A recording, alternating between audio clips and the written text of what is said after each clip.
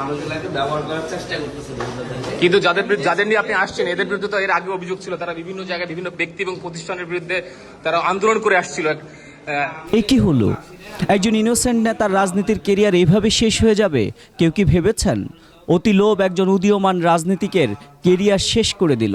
ডাকাশ দলের সর্দার পরিচিতি পেল আব্দুল হান্নান মাসুদ। লবণচোর আমু যদি জীবনের শেষ দিন পর্যন্ত শেখ পরিবারের দোহাই দিয়ে দেশে রাজনীতি করে যেতে পারেন, তাহলে সমস্যা কোথায়? আব্দুল হান্নান মাসুদ ডাকাত দলের নেতা হিসাবে আগামী দিনে এমপি হবেন, মন্ত্রী হবেন, এমনকি এনসিপির শীর্ষ নেতা নাহিদের জায়গাও বাগিয়ে নিতে পারেন। ডাকাত নেতা আব্দুল হান্নান তার রাজনৈতিক কেরিয়ারের কথা কেন ভাবলেন না? আওয়ামী লীগের সুশীলদের ভাষায় টোকাইদের কোনো কেরিয়ার লাগে না, তাদের দরকার বিপুল অর্থ।